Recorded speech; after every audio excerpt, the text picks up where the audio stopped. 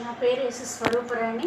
భద్రాద్రి కొత్తగూడెం జిల్లా పాల్వంచ పట్టణంలోని ప్రభుత్వ డిగ్రీ కళాశాలలో ఒప్పంద తెలుగు అధ్యాపకురాలిగా పనిచేస్తున్నాను.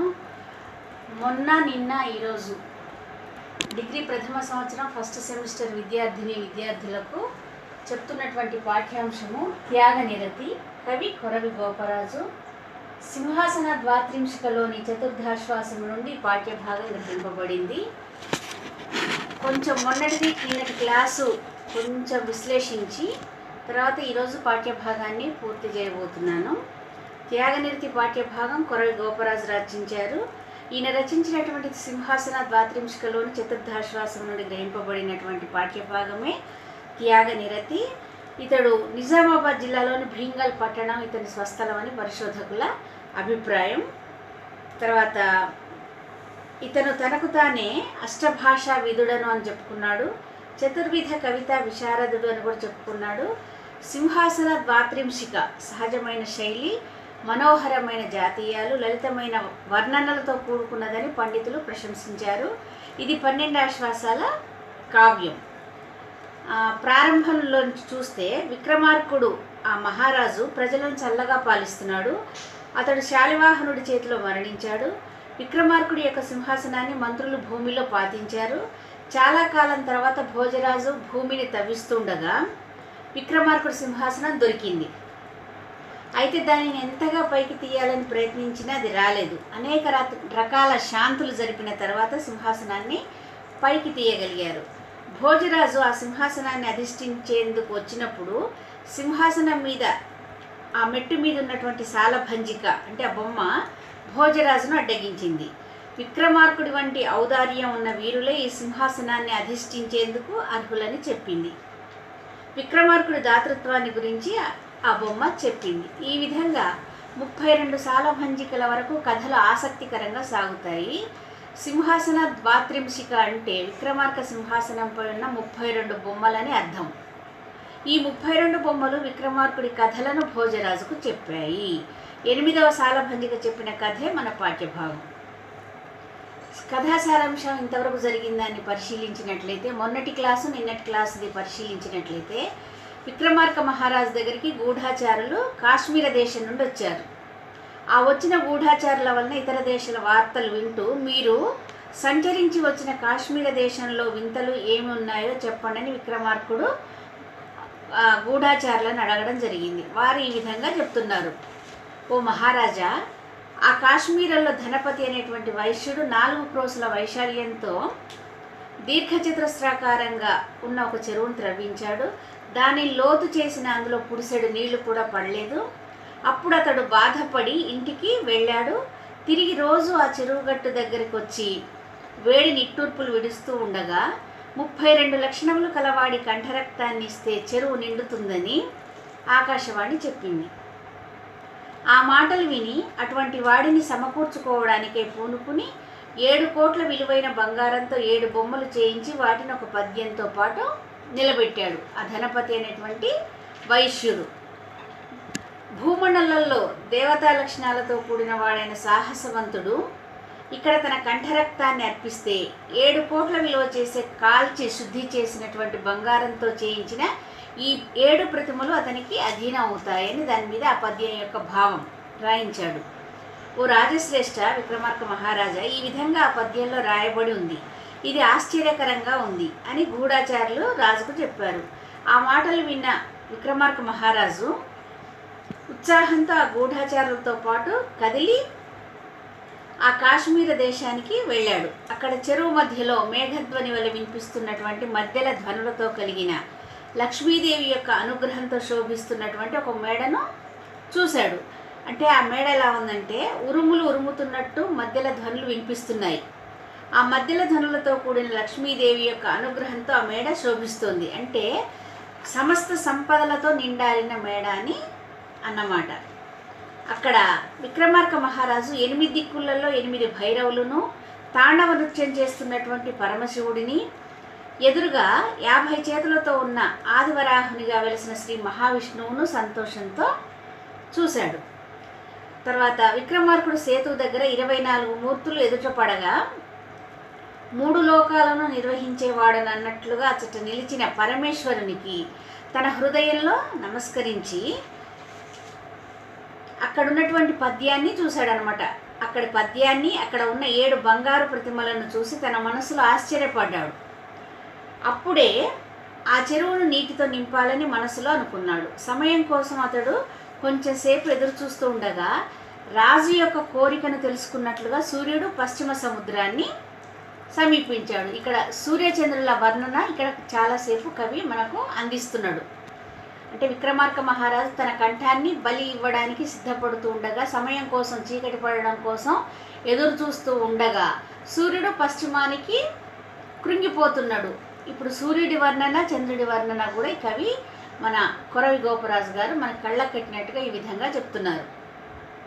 సూర్యబింబము పశ్చిమ సముద్రాన్ని చేరగానే ఎండ పర్వత శిఖరాలందు గైరికాది ధాతువుల ఎర్రదనం వహించింది. చక్రవాక పక్షులు తల్లడిల్లాయి. పక్షులు తమ తమ గూళ్ళకు వెళ్ళడం ప్రారంభించాయి. పద్మములు వాడిపోయాయి. కలువలు పైకి లేస్తూ అందగించాయి. అంటే ఈ పద్యంలో సూర్యాస్తమం జరిగేటప్పుడు ప్రకృతిలో జరిగే మార్పులు వర్ణించబడ్డాయి. సూర్యుడు పశ్చిమ సముద్రాన్ని చేరాడు. పర్వత శిఖరాలపై ఎండ గైరికాది ధాతువులాగా ఎర్రగా ప్రకాశించింది. చక్రవాకముల జంటకు రాత్రి పరస్పరము వియోగం కలుగుతుంది. అందువల్ల సాయంత్రం కాగానే చక్రవాకములు తల్లడిల్లిపోయాయి. పక్షులు గూళ్ళకు చేరాయి. పద్మాలు వాడిపోయాయి. కలువలు అందంగా పైకి లేచి కనబడుతున్నాయి. అప్పుడు సంధ్యా సమయంలోని ఎండలో చెట్లు చిగురుటాకుల కాంతులతో అతిశయించాయి. వరుణుడి మేడ మీద ఉన్న బంగారు కలశం వలె సూర్యుడు అస్తాద్రిపై ప్రకాశించాడు. తర్వాత సూర్యమండలం గురించి ఏం చెప్తున్నాడంటే కవి, సాయం సంధ్యాకాలం నందు పశ్చిమ సముద్రంలో క్రీడించే ఆకాశకాంత వద్దనున్న దట్టమైన కుంకుమ ముద్ద అన్నట్లుగా ఉందట. అక్కడ సాయం సంధ్యాదేవికి అర్ఘ్యములు అర్పించే దిక్పాలకుడి చేతిలోని మణిమయమైన కలశమా అన్నట్లు ఎర్రగా ఉందట. వరుణుడి ముందు పరిచారకులు ఉంచిన రత్నపు అద్దమా అన్నట్లుంది. అస్తాద్రి అనే ఏనుగు శిరస్సుపై ఉన్న ఎర్రని చామరమా అన్నట్లుగా ఉంది. సమస్త దింగ్ మండలమునకు చివరన గల మాణిక్యమా అన్నట్లుంది. నిలువుగా పైకి ప్రాకిన పవడాల చుట్టయ్యా అన్నట్లుంది. పర్వతము చివరన ఉన్న జేగురు రాయియా అన్నట్లుంది సూర్యమండలం. ఇంకా ఎలా ఉంది, కమ్మరి కుంపటిలో కాల్చి వెంటనే నీటిలో ముంచి తడి చేసే ఉక్కు చక్రం వలె పశ్చిమ సముద్రంలో సూర్యమండలం ప్రవేశించింది. కమ్మరివాడు ఇనుము, ఉక్కు వస్తువులను నిప్పుల కుంపటిలో బాగా ఎర్రగా కాల్చి ఆ వస్తువులకు పదునివ్వడానికి వాటిని నీటిలో ముంచుతాడు. సంధ్యాకాలంలో ఎర్రగా ఉన్న సూర్యబింబము పశ్చిమ సముద్రంలో దిగింది. అది కమ్మరి ఎర్రగా కాల్చిన ఉక్కు చక్రమును పదనుకై నీటిలో ముంచినట్లు ఉందన్నమాట. ఆ విధంగా పోలుస్తూ చెప్తున్నాడు సూర్యమండలాన్ని. ఏ విధంగా చిక్కులు కలిగినా దైవవశం చేత అసలు సొమ్ము వాడినే తిరిగి ఆ సొమ్ము చేరునట్లుగా 3 లోకాల్లో అంతటా సంచరించి ఆకాశరత్నము అయిన సూర్యుడు ఆ సంధ్యా సమయంలో పశ్చిమ సముద్రంలో కలిసిపోయాడు. అంటే సూర్యుడు సముద్రము నుండియే ఉదయించి మళ్ళీ తిరిగి సాయంత్రం ఆ సముద్రంలోనే చేరి అస్తమిస్తాడు. ఇంకా ఏమంటున్నాడంటే, నిండు సాయం సంధ్యా సమయంలో అస్తాద్రి యొక్క లోయలోకి సూర్యుడు జరజరమంటూ దిగజారుతూ వెళ్లే సమయంలో దట్టంగా లేచిన జేగురు శిలల దుమ్మేమో అన్నట్లుగా ఎర్రదనం వ్యాపించింది. అంటే ఆకాశాన్ని అంటే తేజస్సుతో లెక్క పట్టగల సూర్యుడు అస్తమించాడు. ఇదే తగిన సమయమని విని పరిగెత్తుకుని వచ్చే సామంతరాజులు అన్నట్లుగా అప్పుడు చీకట్లు అతిశయించాయి. అంటే ఇనుడు అంటే సూర్యుడు, రాజు అనేటువంటి 2 అర్థాలు ఉన్నాయి. ఇక్కడ శ్లేషాలంకారం ఉంది. ఇనుడు అంటే రాజు అనే అర్థాన్ని తీసుకుంటే తాత్పర్యం ఈ క్రింది విధంగా రాయాలి. అతిశయించే పరాక్రమంతో ఒప్పే రాజు మరణించాడు. ఇదే ఆ రాజు రాజ్యాన్ని ఆక్రమించటానికి తగిన సమయం అని వినగానే పరుగున వచ్చే సామంతరాజుల అన్న విధంగా అప్పుడే సామంతరాజులు అతిశయించారని ఇక్కడ చెప్పడం. కంటితో వస్తుస్వరూపాన్ని తెలుసుకోవడం అనేది లేకుండా చక్రవాకముల యొక్క వియోగాన్ని పొగలవలే ప్రజలు చికాకు పడేటట్లు చీకటి దిక్కులంతా కూడా ఆవరించిందంట. అంటే సూర్యుడు అస్తమించిన తర్వాత చీకటి వ్యాపించింది అని. రాత్రి సమయంలో చక్రవాక పక్షులు జంటలు విడిపోతాయి. అందువల్ల అవి విరహాగ్నితో బాధపడతాయి. ఆ అగ్ని నుండి వచ్చిన పొగల అన్నట్లు చీకట్లు లోకంలో వ్యాపించాయి. ప్రజలు ఆ చీకట్లో తమ కంటితో వస్తువులు చూడడానికి వీలుగాక చికాకు పడ్డారట. సూర్యుడు వెళ్ళిన తర్వాత నల్లని మేఘము యొక్క ఆకారము వలె చీకటి కప్పినప్పుడు ఆకాశ మార్గము క్రమం తప్పకుండా దావాగ్ని తగిలి వెళ్ళిన తర్వాత ఉండే గొప్ప గడ్డి గల స్థలం వలె కనపడింది. అంటే దావాగ్నికి గడ్డి కాలిన స్థలం వల్లే చీకటితో నిండినటువంటి లోకం నల్లగా కనపడిందంట. నేల ఆకాశం నిండేటట్లు అతిశయిస్తూ దట్టమైన చీకటి పెరగగా ఆ సమయంలో ప్రజలు నల్లని నీళ్లతో కుండను నింపిన విధంగా కనపడ్డారు. అంటే ప్రజలంతా చీకట్లో నల్లగా కనపడుతున్నారు. అప్పుడు యమునా జలంలాగా, యమునా నది నీళ్లు నల్లగా ఉంటాయి కాబట్టి యమునా జలం వల్ల మిగుల నల్లనైన కటిక చీకటి యొక్క అతిశయముచే లోకమంతా నల్లగా అయింది. అప్పుడు కైలాసం నుండి దిగితే తప్పిపోతామని ఈశ్వరుడు పార్వతీదేవితో తన కైలాస పర్వతంపై నుండి దిగడానికి జంకుతున్నాడంట. తామున్న ప్రదేశం మళ్ళీ కనపడదని విష్ణుమూర్తి లక్ష్మి జంటగా పాలసముద్రాన్ని విడిచిపెట్టకుండా అక్కడే ఉన్నారు. తమ పద్మాసనాన్ని విడిచిపెడితే అది ఎక్కడ ఉందో తిరిగి చూడలేమని సరస్వతి తోడుగా బ్రహ్మ తన ఆసనమైన తెల్లని పద్మాన్ని విడిచిపెట్టకుండా అక్కడే ఉన్నాడు. అంటే ఆ కటిక చీకట్లో దేవతలు కూడా ఈ విధంగా అభిప్రాయపడుతున్నారు. తెలుపు నలుపు అనే తెలివిని తప్పి పల్లము మెరక అనే తేడా తెలియక జనమంతా పుట్టు గ్రుడ్డి వారి వలె ఒకరిని ఒకరు అంటుకుని నీళ్లలో మునిగి ఉన్న వారి వలె ఎక్కడకు పోకుండా కదలకుండా ఉండిపోయారు. రాజు వస్తాడని వేసిన గొప్పగా ప్రకాశించే పూల పందిరి వలె ప్రకాశించే నక్షత్రముల గ్రహముల సముదాయంతో ఆకాశం ప్రకాశించింది. మిక్కిలి ప్రసిద్ధికెక్కిన చీకట్ల అతిశయము, దిక్కాంత పూసుకున్న కస్తూరి లేపనము తీరుగాను, రాత్రి అనే స్త్రీ యొక్క కేశభారము రీతిగానూ ఉంది. ఆ రాత్రి కాంత జుట్టు ముడిచే జయింపబడిన స్పష్టమైన ఎర్ర కలువల దండవలే తూర్పు దిక్కున చంద్రుడి కాంతి అనే సాకుతో ఎర్రదనం కనబడింది. అంటే చంద్రోదయం అయ్యేటప్పుడు చంద్రబింబం ఎర్రగా గుండ్రంగా కనబడుతుంది. అందుకే ఎర్ర కలువల దండ వలె ఆ దృశ్యం కనబడిందని చెప్పాడు. ఈ మొన్నటి క్లాసు నిన్నటి క్లాసులో ఇంతవరకు కూడా జరిగింది. బ్రీఫ్గా నేను ఆ తాత్పర్యాన్ని వివరించడం జరిగింది. ఇప్పటి నుండి ఈరోజు క్లాసులో ఈ పాఠ్యాంశాన్ని పూర్తి చేయడానికి ప్రయత్నం చేస్తాను. 20వ పద్యం ఇప్పుడు. తరుణారిణ కిరణోత్కర పరిహృత ఘనతిమిరమైన ప్రాగ్భాగమునం అంబురుహూతునెదురనెత్తిన కరదీపిక కరణి శీతకరుడు ఉదయించెన్. అంటే తరుణారుణ కిరణోత్కర పరిహృత ఘనతిమిర అంటే క్రొత్త ఎర్రదరపు కిరణాల సమూహంచే త్రోసిపుచ్చబడిన గొప్ప చీకట్లు కలదైన ప్రాగ్భాగమునన్ తూర్పు భాగమందు పురోహుతునెదురన్ అంటే దేవేంద్రుని యొక్క ఎదుట ఎత్తిన కరదీపిక కరణిన్ దేవేంద్రుని యొక్క ఎదుట ఎత్తి పట్టుకున్నటువంటి చేతి కాగడా వలె శీతకరుడు ఉదయించెన్ చంద్రుడు ఉదయించాడు. ఇప్పటి వరకు కూడా సూర్యుని వర్ణన ఈ కొన్ని పద్యాలలో చెప్పబడింది. ఇప్పటి నుంచి చంద్రుని వర్ణన చెప్తున్నారు. తరుణారుణ కిరణోత్కర పరిహృత ఘనతిమిరమైన ప్రాగ్భాగమున అంబురుహూతునెదురనెత్తిన కరదీపిక కరణి శీతకరుడు ఉదయించెన్.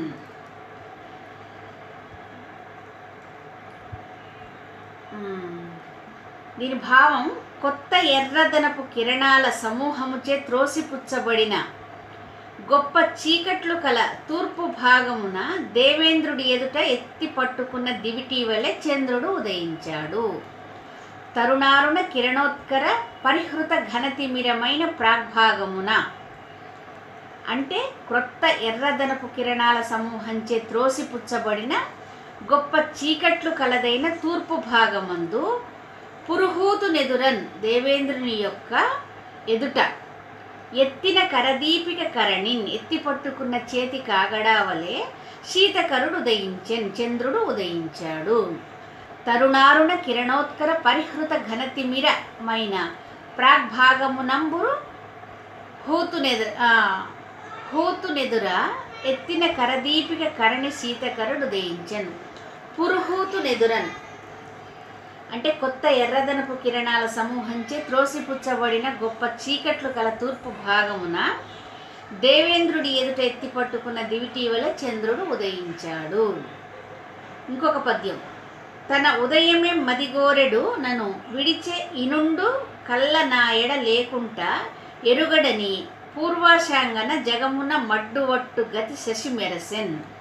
తన ఉదయమే, తన యొక్క ఉదయాన్నే అంటే తన అభ్యుదయాన్నే మదిగోరెడు మనస్సులో కోరుకునే నన్ను ఇనుడు నన్ను సూర్యుడు విడిచిపెట్టాడు. అంటే సూర్యుడు తూర్పు దిశని విడిచిపెట్టి పశ్చిమ దిశకు సాయంకాలం చేరాడని భావం. నా ఎడం లేకుంటన్ అంటే నా వద్ద లేకుండుటను ఎరుగడు సూర్యుడు గుర్తించలేదు. పూర్వాశాంగన జగమునన్ మడ్డువట్టు గతిన్ తూర్పు దిక్కు అనే స్త్రీ లోకల్లో తాను నిరపరాధిని అని తెలుపుటకు ఎర్రగా కలిగినటువంటి ఇనుప గుండును పట్టుకుని ప్రమాణం చేసే విధంగా ఉందట. శశి మెరసెన్ చంద్రుడు ప్రకాశించాడు. తన ఉదయమే మదిగోరెడు నన్ను విడిచే ఇనుండు కళ్ళ అంటే మోసం నా ఎడ లేకుంట ఎరుగడని పూర్వాశాంగన జగమున మడ్డువట్టు గతి శశి మెరసెన్. దీని భావం ఏంటంటే తన ఉదయాన్నే మనస్సులో కోరుకునే నన్ను అంటే సూర్యుడు విడిచిపెట్టాడు.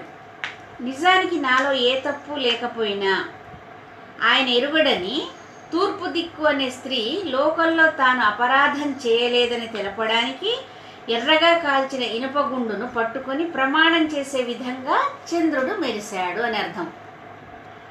అంటే ఇక్కడ విశేషం ఏంటంటే చంద్రుడు తూర్పు దిక్కున ఎర్రగా మెరుస్తున్నాడు.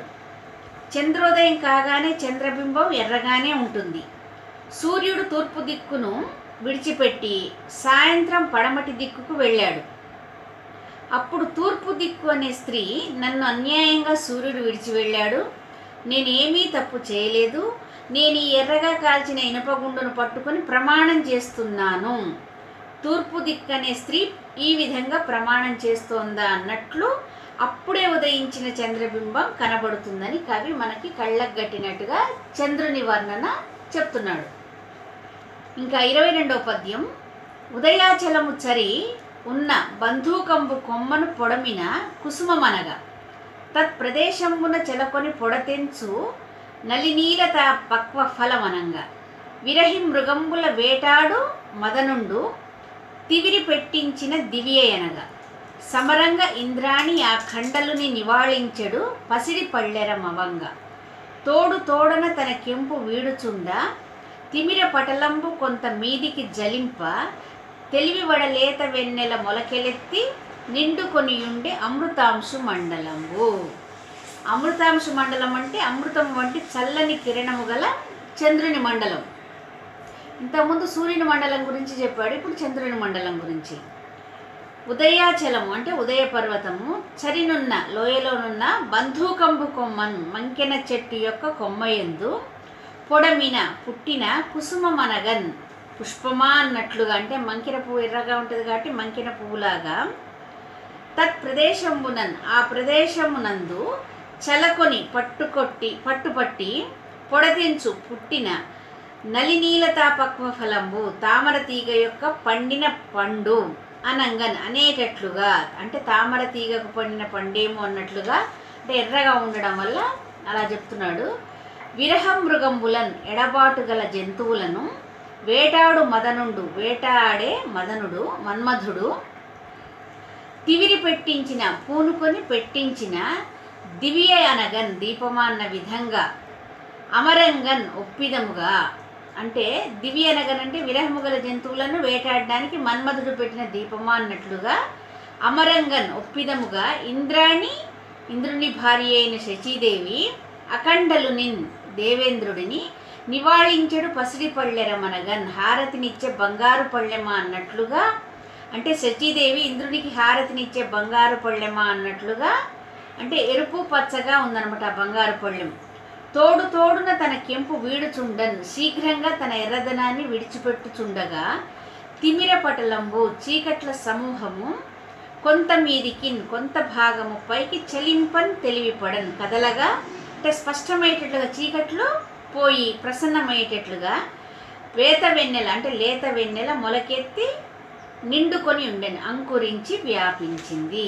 ఒకసారి పద్యాన్ని మరి చూసినట్లయితే, ఉదయాచలము చరినున్న బంధూకంబు కొమ్మను పొడమిన కుసుమమనగా తత్ప్రదేశంబున చెలకొని పొడతెంచు నలినీలత పక్వ ఫలమనంగా విరహి మృగంబుల వేటాడు మదనుండు తివిరి పెట్టించిన దివ్యయనగా సమరంగ ఇంద్రాణి ఆ ఖండలు నివాళించెడు పసిడి పళ్ళెరమనగా తోడు తోడన తన కెంపు వీడుచుండ తిమిర పటలంబు కొంత మీదికి జలింప తెలివి పడలేత వెన్నెల మొలకెలెత్తి నిండుకొని ఉండే అమృతాంశు మండలంబు.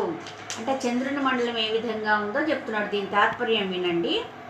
చంద్రమండలము ఉదయాద్రి లోయలో ఉన్న మంకిన వృక్షపు కొమ్మకు పూసిన పుష్పం అన్నట్లుగా ఉందట. ఆ ప్రదేశంలో పట్టుపట్టి పుట్టిన తామర తీగకు పండిన పండు అన్నట్లుగా ఉందట. ఎడబాటు కలిగిన జంతువులను వేటాడడానికి మన్మధుడు పెట్టించిన దీపము అన్నట్లుగా ఉందంట. శచీదేవి ఇంద్రుడికి హారతిని ఇచ్చే పళ్ళెరం అన్నట్లుగా ఉందంట. త్వరగా తన ఎర్రదనాన్ని విడిచిపెట్టుచుండగా చీకట్ల రాశి కొంత పైకి కదిలిపోతూ ఉండగా స్పష్టమయ్యేటట్లు లేత వెన్నెల మొలకలెత్తి వ్యాపించింది. చంద్రుని మండలం ఈ విధంగా ఉందని కొరవి గోపరాజు గారు సూర్యుడి ఉదయము, సూర్యాస్తమయము, చంద్రుడి ఉదయం అంతా చెప్తున్నాడు. ఇంకా 23వ పద్యం. కోకములు సరోజములు గుందుచు గందుచునుండ గైరవానీకములు చకోరములు నిక్కుచు సొక్కగా మానిని సముత్సేకము అంధకారమును దిగ్గగా దిగ్గన లోకము నిజాలోకము ఉల్లసిల్ల కవిలోకము మెచ్చులు పిచ్చలింపగన్. కోకములు అంటే చక్రవాకాలు, సరోజములు అంటే పద్మములు, కుందుచున్ బాధపడుతూ, కందుచునుండన్ వాడిపోతూ ఉన్నాయి అంటే అందం లేకుండా శోభావిహీనంగా అవుతున్నాయి. కైరవానీకములున్ కలువల సమూహమును, చకోరములున్ చకోర పక్షులను, నిక్కుచున్ సొక్కగన్ పైకి లేస్తూ పొంగుతూ అంటే సుఖము మొదలైన వాటిచే పరవశిస్తూ ఉండగా, మానిని సముత్సేకము స్త్రీల యొక్క మిక్కిలి అతిశయమును, అంధకారమును చీకటి, దిగ్గగన్ డిగ్గగన్ దిగిపోగా అంటే శీఘ్రంగా, లోకమున్ నిజాలోకమున్ లోకమును తన కాంతియును ఉల్లసిల్లన్ వ్యక్తం కాగా, కవిలోకము కవులు మెచ్చులు పిచ్చలింపగన్ కవులు ప్రశంసిస్తున్నారు, అధికంగా అతిశయించేటట్టుగా ప్రశంసిస్తున్నారు. మరొకసారి పద్యం. కోకములు సరోజములు కుందుచు కందుచునుండ గైరవానీకములు చకోరములు నిక్కుచు సొక్కగా మానిని సముత్సేకము అంధకారమును దిగ్గగా దిగ్గన లోకము నిజాలోకము ఉల్లసిల్ల కవిలోకము మెచ్చులు పిచ్చలింపగన్. అంటే దీని భావం చూడండి. చక్రవాకములు పద్మములు బాధపడుతూ వాడిపోయాయి, కలువలు చకోరములు పొంగిపోతూ పరవశించాయి, స్త్రీల అతిశయమును చీకటియును అణగారిపోయాయి, లోకమును తన కాంతియును ఉల్లసిల్లాయి, కవుల ప్రశంసలు ఎక్కువయ్యాయి. ఇవన్నీ కూడా చంద్రోదయం జరిగినప్పుడు జరిగినవని కవి మనకు చెప్తున్నాడు గోపరాజు గారు. 24వ పద్యం. నడుమం కృష్ణుడు కలపాల్కడలిన జనించి తండ్రి కైవడి మూర్తిన్ బెడ గడరెడవాడనగా ఉడుపతి తెలుపై కళంకయుతుడై మెరసెన్. కృష్ణుడు అంటే శ్రీ మహావిష్ణువు నడుమన్ మధ్యన కలపాల్కడలిన అంటే పాలసముద్రం అందు జనించి పుట్టి తండ్రి కైవడిన్ తండ్రి అయిన సముద్రుడి వలె మూర్తిన్ బెడగు రూపమునందు చక్కదనంచే అడరెడువాడనగా శోభించేవాడు అన్న విధంగా ఉడుపతి చంద్రుడు తెలుపై తెల్లదనం కలవాడై కళంకయుతుడై మెరసెన్ కళంకమును కలవాడై ప్రకాశించాడు. నడుమన్ కృష్ణుడు కలపాల్కడలిన జనించి తండ్రి కైవడి మూర్తిన్ బెడగడ రెడువాడనగా ఉడుపతి తెలుపై కళంకయుతుడై మెరసెన్.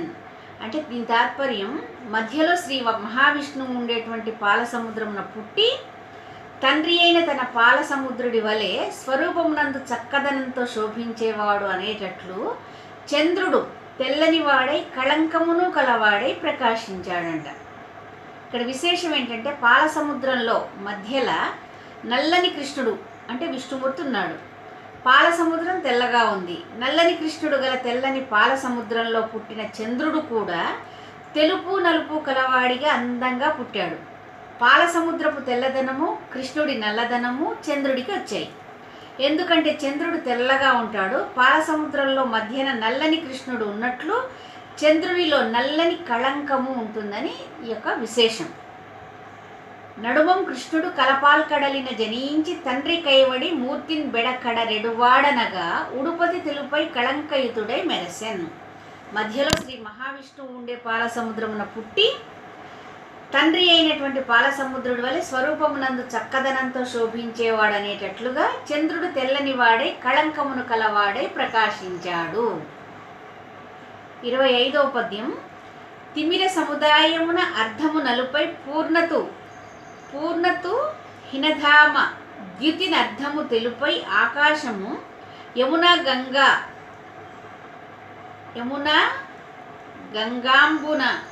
గంగాంబు సంగమాకృతి దాల్చెన్. తిమిర సముదాయమున అర్ధము నలుపై పూర్ణతు హితుధాన ద్యుతి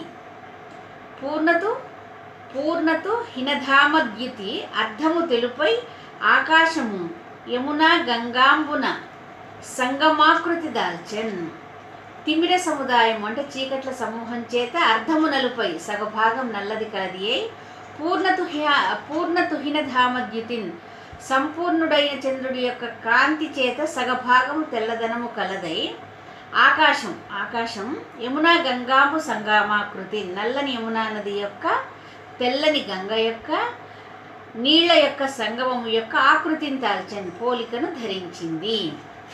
తిమిర సముదాయమున అర్ధము నలుపై పూర్ణతుహిన ధామద్యుతి అర్ధము తెలుపై ఆకాశము యమునా గంగాంబు సంగమాకృతి దాల్చెన్. అంటే ఆకాశము చీకట్ల సమూహంచే సగభాగం నలుపుగాను పూర్ణచంద్రుని కాంతిచే సగభాగం తెల్లగాను ఉండి గంగా యమునుల జలములు సంగమించిన రీతిగా ప్రకాశించింది. అది దీని యొక్క భావం. 26వ పద్యం. మిత్రుడేగిన ఎడరున మేరదప్పి వాలి చేకొన్న ఇరుల మన్నీలు పరవశయము గతి క్రొత్త వెన్నెల దిశల పర్వరాజు చనుదించే గగనదుర్గమున కంత. మిత్రుడంటే సూర్యుడు. ఏగిన వెళ్ళిన ఎడరునన్ సమయంలో మేరదప్పి హద్దులను దాటి వాలి అతిశయించి చేకొన్న ఇరుల మన్నీలు స్వాధీనం చేసుకున్న చీకట్లో అనేటువంటి సామంతరాజులు వరవన్ పారిపోగా యశము గతిన్ కీర్తి వలె కొత్త వెన్నెల దిశలన్ దిక్కులలో పర్వన్ వ్యాపింపగా గగనదుర్గమునకున్ ఆకాశము అనే కోటకు అంతన్ రాజు చనుదించెన్. అప్పుడు చంద్రుడనే రాజు వచ్చాడు. మిత్రుడేగిన ఎడరున మేరదప్పి వాలి చేకొన్న ఇరుల మన్నీలు పరవయశము గతి క్రొత్త వెన్నెల దిశల పర్వరాజు చనుదించే గగనదుర్గమున కంత. దీని తాత్పర్యం ఏంటంటే సూర్యుడు అస్తమించిన సమయంలో హద్దులను దాటి స్వాధీనము చేసుకున్న చీకట్లు అనే సామంతరాజులు పారిపోగా కీర్తి వలె వెన్నెల అన్ని దిక్కులలో వ్యాపింపగా అప్పుడు చంద్రుడు అనే రాజు ఆకాశం అనేటువంటి కోటకు వచ్చాడు. తర్వాతి పద్యం. ఇటునటు చెనకుండగా చెంగట చంద్రుడు దాకనిడిన గతి తప్పిన చీకటి చెలికాండ్రన అంబుజ పుటములలో చంచరీకములు తగులొందెన్. ఇటునటున్ అంటే ఇటు అటు, చనకుండగన్ వెళ్లకుండా చెంగటన్ సమీపంలో చంద్రుడు అనేటువంటి రాజు చెరలో నిర్బంధించిన విధంగా చీకటి చెలికాండ్రనన్ చీకటికి స్నేహితులేమో అన్నట్లుగా అంబుజపుటములలో పద్మముల యొక్క దొప్పలలో చంచరీకములు తగులుండెన్ తుమ్మెదలు చిక్కుకున్నాయి. ఇటునటు జనకుండగా చెంగట చంద్రుడు దాకనిడిన గతి తప్పిన చీకటి చెలికాండ్రను అంబుజపుటములలో చంచరీకములు తగులుందెన్. అంటే అటు ఇటు వెళ్లకుండా సమీపంలో చంద్రుడనే రాజు చెరలో పెట్టిన విధంగా తప్పిపోయిన చీకటికి స్నేహితులా అన్న విధంగా పద్మపు దొప్పలలో తుమ్మెదలు చిక్కుకున్నాయి. ఇక్కడ విశేషం ఏంటంటే చంద్రోదయం కాగానే పద్మములు ముడుచుకుపోతాయి. అప్పుడు పద్మములపై వ్రాలి దానిలోని మకరందాన్ని జుర్రుకునే తుమ్మెదలు పద్మములు హఠాత్తుగా ముడుచుకోవడంతో పద్మాలలో చిక్కుకున్నాయి. అంటే చీకట్లు నల్లగా ఉంటాయి కాబట్టి తుమ్మెదలు సహితము నల్లగా ఉంటాయి. సూర్యుడు అస్తమించగానే వచ్చి వ్యాపించిన చీకట్లు అనేటువంటి సామంతులు చంద్రుడు అనే రాజు రాగానే పారిపోయాయి. తుమ్మెదలు ఆ చీకట్లనే సామంత రాజులకు స్నేహితులు, ఎందుకంటే అవి కూడా నల్లగా ఉంటాయి. చంద్రుడు చీకట్లకు మిత్రులైనటువంటి తుమ్మెదలను కారాగారంలో పెట్టించాడేమో అన్నట్లు పద్మాలలో తుమ్మెదలు చిక్కుకున్నాయని కవి మనకు ఉత్ప్రేక్షించాడు. మరొకసారి ఇటునటు చెనకుండగా చెంగట చంద్రుడాక నిడిన గతి తప్పిన చీకటి చెలికాంటన అంబుజపుటములలో చంచరీకములు తగులందెన్. అంటే అటు ఇటు వెళ్లకుండా సమీపంలో చంద్రుడు అనే రాజు చెరలో పెట్టిన విధంగా తప్పిపోయిన చీకటికి స్నేహితులా అన్న విధంగా పద్మపు దొప్పలలో తుమ్మెదలు చిక్కుకున్నాయని దీని యొక్క భావం. ఇంకా 28వ పద్యాన్ని చూసినట్లయితే, భాగీరథి యుదకంబున భోగంగయు వేరసేయ బోల తనుచు నవ్వాగీషుడు కూర్చెనో ఎన వేగన భూ గగనములను వెన్నెల నిండెన్. భాగీరథి యుదకంబున్ అంటే గంగాజలమును, అభోగంగయున్ ఆకాశ గంగయును, వేరసేయన్ అంటే వేరుగా చేయడం, పోలదనుచున్ తగనిదని తగిన పని అని, ఆ వాగీషుడు ఆ బ్రహ్మ కూర్చెనొయనన్ ఒకటిగా సంధానం చేశాడేమో అన్న విధంగా, అంటే గంగను ఆకాశ గంగను కలిపాడేమో అన్నట్లుగా వేగంగా భూ గగనములను వెన్నెల నిండెన్, భూమి ఆకాశాలను అంటే చంద్రుడి వెన్నెల నిండిపోయింది. భాగీరథి యుదకంబు నా భోగంగయు వేరుసేయబోల తనుచు నవ్వాగీషుడు ఆ వాగీషుడు కూర్చినోయన వేగన భూ గగనములను వెన్నెల నిండెన్. గంగానదీ జలమును ఆకాశగంగా జలమును వేరు చేయడం తగనిదని ఆ బ్రహ్మ రెండింటినీ కలిపాడన్న విధంగా వేగంగా వెన్నెల భూమి ఆకాశాల మధ్య నిండిపోయింది. అంటే వెన్నెల తెల్లగా ఆకాశగంగా జలం వల్లే ఉందన్నమాట. చంద్రుని యొక్క వెన్నెలని కవి కొరవి గోపరాజు ఈ విధంగా వర్ణిస్తున్నారు. మరొకసారి, భాగీరథి యుదకంబున నభోగంగయు భాగీరథి యుదకంబున భోగంగయు వేరుసేయ పోలదనుచు ఆ వాగీషుడు కూర్చెనో ఎన వేగిన భూ గగనములను వెన్నెల నిండెను. గంగానది, దీని భావం గంగానదీ జలమును ఆకాశగంగా జలమును వేరు చేయడం తగదని ఆ బ్రహ్మ రెండింటినీ కలిపాడన్న విధంగా వేగంగా వెన్నెల భూమి ఆకాశాల మధ్య నిండిపోయింది. అంటే వెన్నెల తెల్లగా ఆకాశగంగా జలం వలె ఉన్నదని ఇక్కడ చెప్పడం. 29వ పద్యం, తొలి తొలి లేత వెన్నెల నారం రింగుచు తనియు బిల్లల నోళ్ల చొనిపి ముదురు వెన్నెల బట్టి చదియంగా నములుచు మెచ్చుచు బిల్లలకిచ్చి ఇచ్చి పండు వెన్నెల దౌడ పలుమారు నొక్కుచు గుమిగూడి అందంద కమిచి వెలినార సాగెడు వెన్నెల కాడల త్రొక్కి మృక్కున త్రెంచి బొక్కి చొక్కి తత్ ప్రవాహములోన సోలి అడ్డమీదుచు గడ్డపై ఆగి ఎనసి బలగముతో కూడా మునిగి కోరికలు మూరిబుచ్చే చకోర చేయము చకోరములు అనేటువంటి వెన్నెలను తినేటువంటి పక్షుల సమూహం అంట.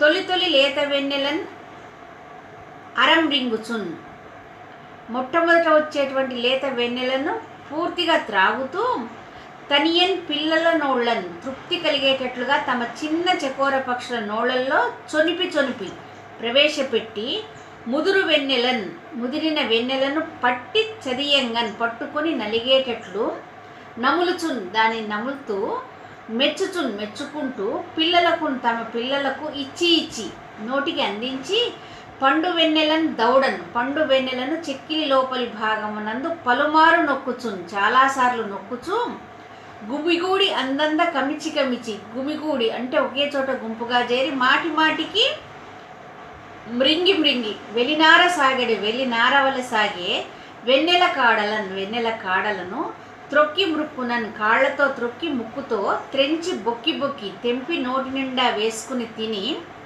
తత్ ప్రవాహములోను ఆ వెన్నెల ప్రవాహంలో చొక్కి పరవశముంది సోలి చొక్కి బ్రాలి అడ్డంగా వెన్నెల ప్రవాహంలో ఈదుతూ గడ్డపైన ఒడ్డుపై ఆగి నిలిచిపోయి ఎననీ బలగముతో కూడి తన బంధువర్గంతో కూడన్ మునిగి మునిగి కలిసి వెన్నెల ప్రవాహంలో మునిగి మునిగి కోరికలు మూరి బుచ్చెన్ తమ కోరికలను పెంచుకున్నాయి, వృద్ధి పొందేటట్లు చేసుకున్నాయి. పద్యాన్ని మరోసారి. తొలి తొలి లేత వెన్నెల నారం రింగుచు తనియు పిల్లల నోళ్ల చొనిపి చొనిపి ముదురు వెన్నెల బట్టి చదియంగా నములుచు మెచ్చుచు పిల్లలకిచ్చి ఇచ్చి పండు వెన్నెల దౌడ పలుమారు నొక్కుచు గుమిగూడి ఎందంద కమిచి కమిచి వెలినార సాగెడు వెన్నెల కాడల త్రొక్కి మృక్కున త్రెంచి బొక్కి బొక్కి చొక్కి తత్ ప్రవాహములోన సోలి సోలి అడ్డమీదుచు గడ్డపై ఆగి ఆగి ఎనసి బలగముతో కూడి మునిగి మునిగి కోరికలు మూరి బుచ్చె చకోర చేయము. దీని యొక్క భావం ఏంటంటే, చకోర పక్షులు, ఆ పక్షుల గుంపు లేత వెన్నెలను పూర్తిగా త్రాగుతూ తృప్తి కలిగేటట్లు తమ పిల్లల నోళ్ళకి అందిస్తున్నాయి.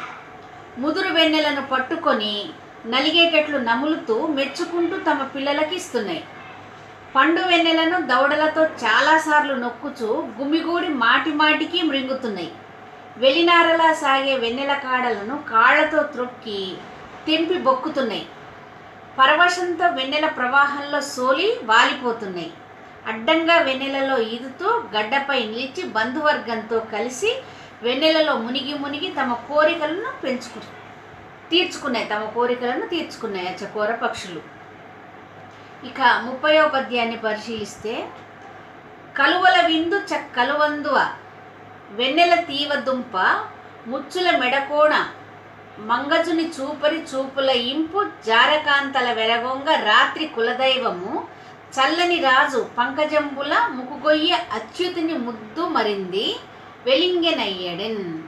కలువల విందు కలువ పూలకు చుట్టం, చక్కవల కందువ చక్రవాకములకు శత్రువు, వెన్నెల తీవ దుంప వెన్నెల తీగలకు వేరు దుంప, ముచ్చుల దొంగలకు మెడకోణము కంఠములకు శనిగ్రహము, అంగజుని మన్మధుడి వలె చూపరి అందగాడు చూపులకు ఆనందము, జారకాంతల నెరగోగా జారిణి స్త్రీలకు భయమును కలిగించేటువంటి శత్రువు, అంటే జారిణులకు చంద్రుడు అంటే భయం.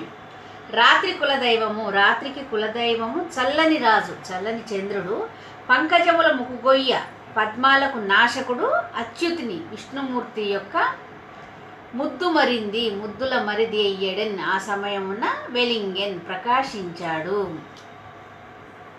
పద్యాన్ని. కలువల విందు చక్కవల కందువ వెన్నెల తీవ దుంప ముచ్చుల మెడకోడ మంగజుని చూపరి చూపుల ఇంపు జారకాంతల వెరగొంగ రాత్రి కులదైవము చల్లని రాజు పంకజంబుల ముకుగొయ్య అచ్యుతిని ముద్దు మరింది వెలిగే నయ్యడన్. దీని యొక్క తాత్పర్యం, కలువలకు చుట్టము చక్రవాకములకు శత్రువు, వెన్నెల తీగలకు దుంప, దొంగలకు మెడకోణము మన్మధుడి వలె అందగాడు, జారకాంతలకు భయాన్ని కలిగించే శత్రువు, రాత్రి కులదైవము, చల్లని చంద్రుడు, పద్మాలకు నాశకుడు, విష్ణుమూర్తికి ముద్దుల మరిది అయినటువంటి చంద్రుడు అప్పుడు ప్రకాశించాడు. చంద్రుని యొక్క ప్రకాశం కోసం ఈ విధంగా చెప్తున్నాడు అనమాట. కొడుకు సిరి చూడ నుబ్బున కడంగి వడిన్ వెడలి వచ్చి కడు మీరిన పాల్కడలియన నిండు వెన్నెల కడలు కొనుచు ఎల్ల కడల కడుబెడ గడరెన్. కొడుకు సిరి చూడ ఉబ్బున కడంగి వడిన్ వెడలి వచ్చి కడుమీరిన పాల్కడలియన నిండు వెన్నెల గడలు కొనుచు ఎల్ల కడల కడుబెడ గడరెన్. కొడుకు సిరిన్ తన కుమారుడైనటువంటి చంద్రుడి యొక్క శోభను వన్నెను చూడడానికి ఉబ్బునన్ సంతోషంతో కడగి పూనుకొని వడిన్ వేగంగా వెడలివచ్చు బయటకు వచ్చి కడున్ మిక్కిలిగా మీరిన దాటి వచ్చిన పాల్కడలి అనన్ పాల సముద్రం అనేటట్లుగా నిండు వెన్నెల ఉప్పొంగుతూ కడలు కొనుచున్ ఎల్ల కడలను అన్ని దిక్కుల యందు కడున్ బెడగ్ అడరెన్ మిక్కిలి శోభించింది. కొడుకు సిరి చూడ నుబ్బున కడగివడిన్ వెడలి వచ్చి కడు మీరిన పాల్కడలి ఎర నిండు వెన్నెల గడలు కొనుచు ఎల్ల కడల కడుబెడ గడరెన్. తాత్పర్యం, తన కుమారుడైన చంద్రుడి యొక్క శోభను చూడడానికి సంతోషంతో పూనుకుని వేగంగా హద్దు దాటి వచ్చిన పాల సముద్రమా అన్నట్లుగా నిండు వెన్నెల ఉప్పొంగుతూ అన్ని దిక్కులలో హెచ్చుగా శోభించింది. 32వ పద్యాన్ని చూసినట్లయితే, దిక్కులు కలయంగా పిక్కటిల్లిన పండు వెన్నెల ఆ పాలవెల్లి అనగా ముత్తియంబుల భాతి మొత్తమౌ తారకా గణములు లహరికా గణములనగా ఉజ్వలాకారమై ఉడురాజబింబంబు సెజ్జయై మెలగిన శేషుడనగా అందమై మృగనాభి బిందు సుందరమైన అందుల కందు ముకుందుడనగా అట్టివేళ కువలయానంద కందమై పుణ్యములకు కలిత భోగములకు కారణంబునాగా కందర్ప జననీయై రజనీలక్ష్మి మిగుల భజనకెక్కే. దిక్కులు దిశలన్నీ కూడా కలయంగన్ ఏకమయ్యేటట్లుగా పిక్కటిల్లిన వ్యాపించిన పండు వెన్నెలయే ఆపాల వెళ్ళి ఆపాల సముద్రము అనగన్ అన్నట్లుగా ముత్తియంబుల భాతిన్ ముత్యాల పోలికగా మొత్తమౌ గుంపుగానైన తారకా గణములు నక్షత్రముల సమూహములు లహరికా గణములనగన్ పాల సముద్రములోని పెద్ద తరంగములు అన్నట్లుగా ఉడురాజబింబము చంద్రబింబము ఉజ్వలాకారమౌ అందముగా ప్రకాశించినట్టి ఆకారము గల సెజ్జయై విష్ణుమూర్తికి శయ్యై మెలగిన ఉన్న శేషుడనగన్ ఆదిశేషుడు అన్నట్లుగా అందము గలదై మృగనాభి యందు సుందరమైన కస్తూరి యొక్క బొట్టు వలె అందమైన అందులకందు ఈ చంద్రుడిలోని మచ్చ ముకుందుడనగన్ విష్ణుమూర్తి అనేటట్లుగా అట్టివేళన్ ఆ సమయంలో కువలయానంద కందమై కలువల యొక్క సంతోషానికి మూలమై పుణ్యాలకు కలిత భోగములకు చెప్పబడిన భోగాలకు కారణం అన్నట్లుగా కందర్ప జనని అయి మన్మధుడికి తల్లి అయి రజనీలక్ష్మి రాత్రి అనేది లక్ష్మి మిగులన్ మిక్కిలి భజనకున్ ఎక్కెన్ స్తుతి పాత్రమైంది అంటే కొనియాడదగిందని అర్థం. దిక్కులు కలయంగా పిక్కటిల్లిన పండు వెన్నెల ఆ పాలవెల్లి అనగా ముత్తియంబుల భాతి మొత్తమౌ తారకా గణములు లహరికా గణములనంగా ఉజ్వలాకారము ఉడురాజబింబము సెజ్జయై మెలగిన శేషుడనగా అందమై మృగనాభి బిందు సుందరమైన అందుల కందు ముకుందుడనగా అట్టివేళ కోలయానంద కందమై పుణ్యములకు కలిత భోగములకు కారణంబు నాగగంధర్ప జనని అయి రజనీలక్ష్మి మిగుల భజనకెక్కే. దీని యొక్క భావాన్ని చూడండి. దిక్కులు కలిసిపోయేలా వ్యాపించిన పండు వెన్నెల పాల సముద్రమా అన్నట్లుంది. ముత్యముల వంటి నక్షత్రముల గుంపు పాల సముద్రంలోని కెరటముల అన్నట్లున్నాయి. ప్రకాశించే ఆకారము గల చంద్రబింబము విష్ణుమూర్తికి శయ్యగా ఉన్న ఆదిశేషుడా అన్నట్లుగా ఉంది.